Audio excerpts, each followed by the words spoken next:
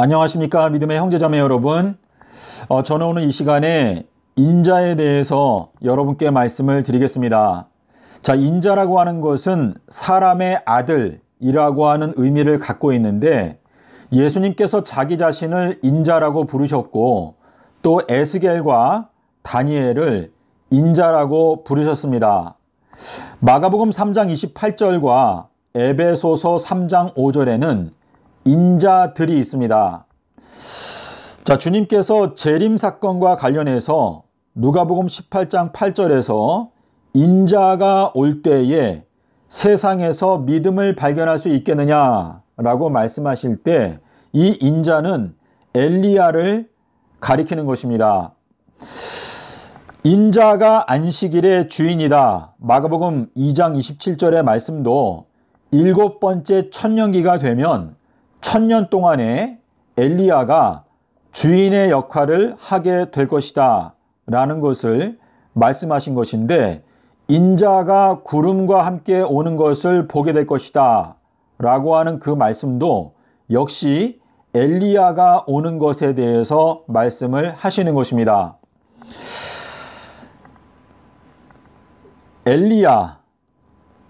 이 엘리야가 인자인데, 엘리야가 밤 이경에 와서, 요거는 마태복음 25장 6절 그리고 요한복음 13장 20절을 보시면 여러분께서 이해하실 수가 있고요. 그리고 엘리야가 밤 3경까지 왕노릇을 하고 밤 4경이 되면 이제 예수 그리스도께서 새 예루살렘과 함께 오신다. 이것이 하나님의 구체적인 계획인데, 많은 분들은 인자가 온다라고 말했을 때 이 인자는 엘리야를 가리키는 것이고, 이 엘리야를 예수님께서 타고 오신다. 다시 말해서 엘리야가 나귀가 되는 것입니다. 주와 합하는 자는 한 영이다 라고 하는 그 말씀은 엘리야가 예수 그리스도와 함께 혼인관계, 혼인식에 먼저 들어가게 되고 예수님과 한 영이 되어서 이제 밤 이경에 와서 심판의 기별을 증거하게 되고, 엘리야가 1000년기 동안에 무너졌던 모든 것들을 다시 회복하게 되면 그 다음에 예수 그리스도께서 새 예루살렘과 함께 오신다 라고 하는 것이 하나님의 계획입니다. 창세기 5장 2절에 가면 하나님께서 남자와 여자를 창조하시고 그들을 사람이라고 일컬으셨다라고 말하고 있는데, 이 사람이 바로 아담입니다. 그래서 인자는 벤 아담인데 사람의 아들이라고 하는 뜻인데, 이 예수님께서 자기 자신을 인자라고 부르신 것은 예수님께서 성육신하신 기간, 이 성육신하신 기간을 인자라고 부르고 있습니다. 요한복음 1장 14절에서 말씀이 육신이 되어 우리 가운데 거하셨다 라고, 이게 육신이라고 하는 단어가 나오는데요, 말씀이 육신이 되셨다, 인자가 되셨다 라고 하는 뜻인데, 요한복음 6장 53절에서 인자의 육신과 피를 먹지 아니하면 영생을 얻을 수 없다 라고 말씀하셨는데, 히브리서 5장 7절에 가면 예수님께서 과거에 육신 가운데 거하실 때, 이거는 인자로 계시는 동안에 하나님 아버지께 눈물과 간구로 소원을 올렸다라고 하는 말씀 속에서 인자라고 하는 것은 예수님께서 육신 속에 거하신 기간, 이때를 바로 인자라고 말씀을 하시는 것입니다.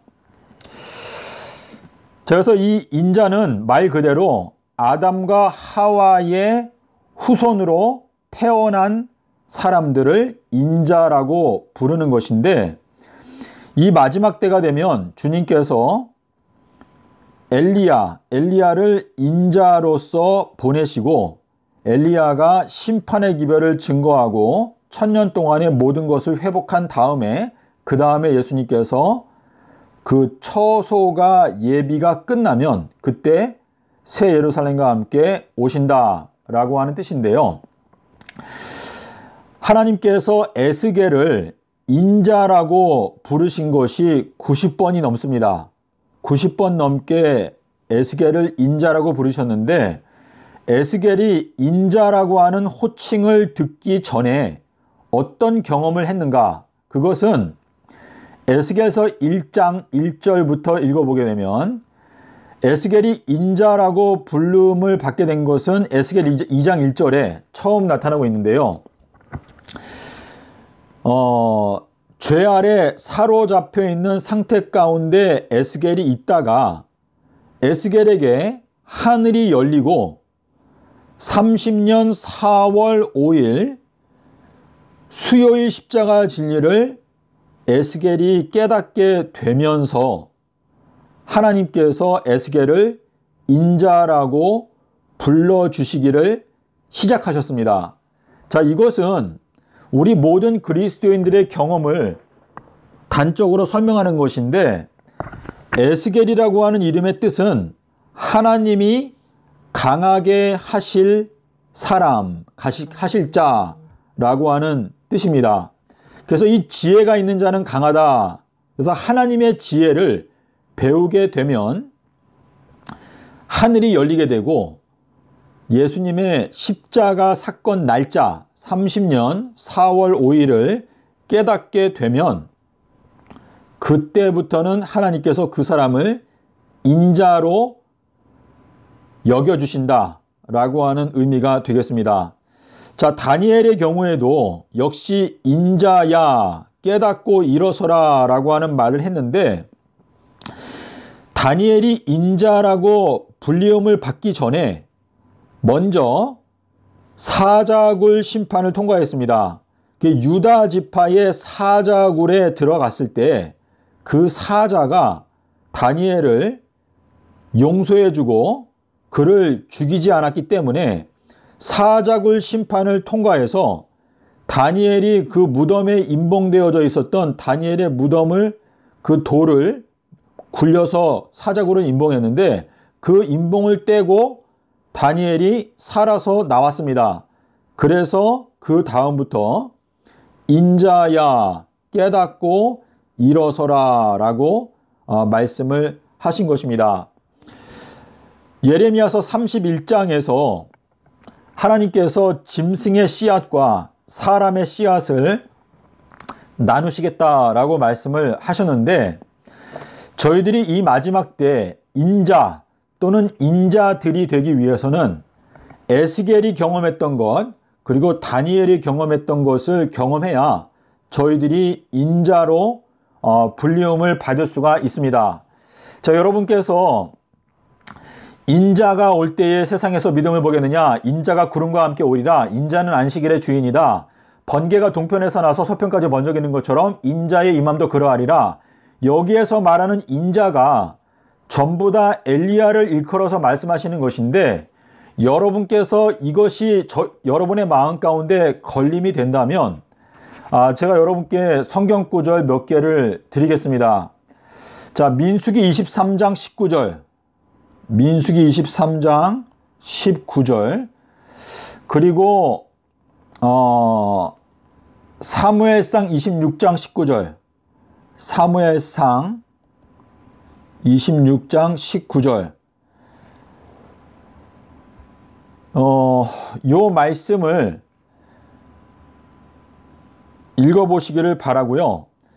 요한복음 5장 27절에서 예수께서 인자가 되심을 인하여 하나님께서 심판하는 권세를 예수님에게 주셨다라고 하는 이 말씀은 예수님께서 인간의 몸으로 이 땅에 태어나셔서 인자가 되셨기 때문에 심판하는 권세를 받게 되었다라고 하는 의미에서 말씀을 하신 것입니다.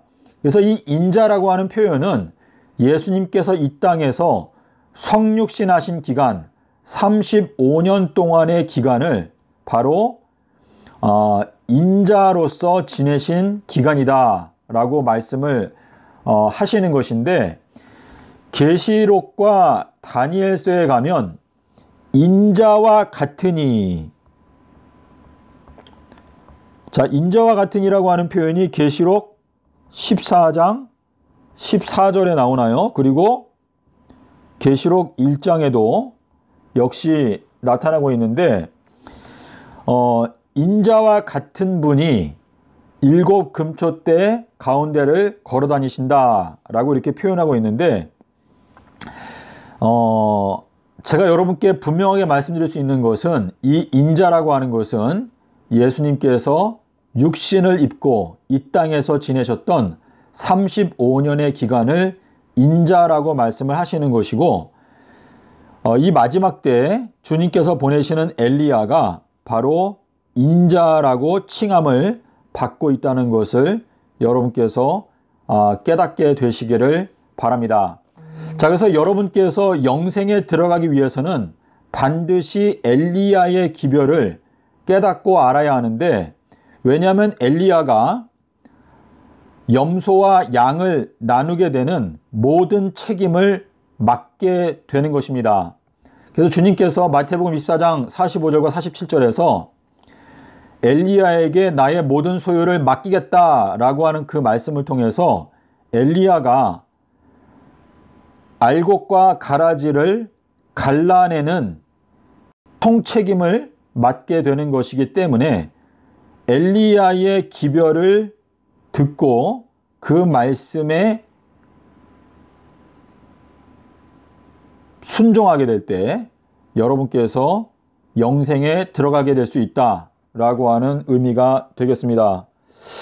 자, 여러분, 제가 짧게 말씀을 드렸는데요. 여러분의 마음 가운데 혹시 의문이 있거나 또 걸림이 되거나 하시면 댓글을 남겨주시거나 또 연락을 주시면 제가 좀 더 상세하게 설명을 드리도록 하겠습니다. 자, 제가 영상을 마치기 전에 한 가지 제가 이미 보여드렸던 것인데 그 내용을 보여드리고 마치겠습니다.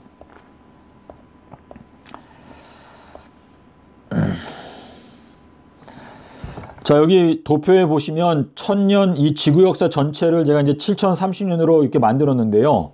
노아가 왔던 때, 노아의 홍수도 밤 이경에 있었고, 엘리야, 자, 노아라고 하는 것은, 이 노아라고 하는 이름의 뜻은 보혜사라고 하는 뜻입니다.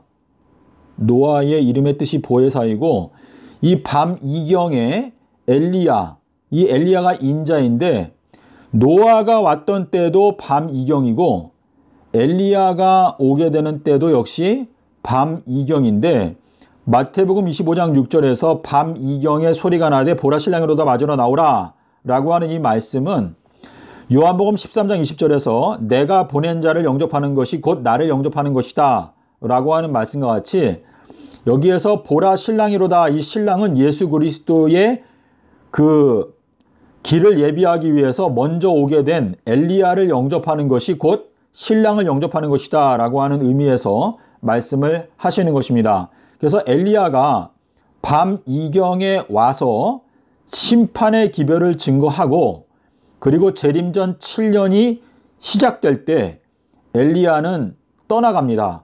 그리고 이제 천년기가 오게 되면 이 천년 동안 엘리야가 이 모든 것을 회복하게 되는 천년의 기간이 오게 되고, 천년이 지나간 다음에 밤 사경에 예수님께서 새 예루살렘과 함께 오신다 라고 하는 의미인데, 주의 목전에 천년은 밤의 한 경전과 같다 라고 하는 이 말씀, 그리고 노아와 엘리야는 밤 이경에 온다, 예수님은 밤 사경에 오신다. 그래서 외식하는 자들아 너희는 날씨는 분별할 줄 알면서 어찌하여 요나의 표적은 분별하지 못하느냐 라고 하는 이 말씀을, 예수님의 책망의 말씀인데, 이 말씀을 마음의 진정으로 받아들이지 않게 되면 현 기독교단 대부분은 그냥 외식하는 상태에 빠져 있다가 알지 못하는 시간에 와서 외식하는 자의 율에 처한다. 외식하는 자의 율은 마태복음 24장 51절에 나타나고 있습니다. 자, 그래서 여러분께서 요나의 표적을 깨닫지 못하게 되면 인자가 무엇을 의미하는지도 깨달을 수가 없고 결국은 좁은 문으로 들어갈 수 없게 될 것입니다. 감사합니다.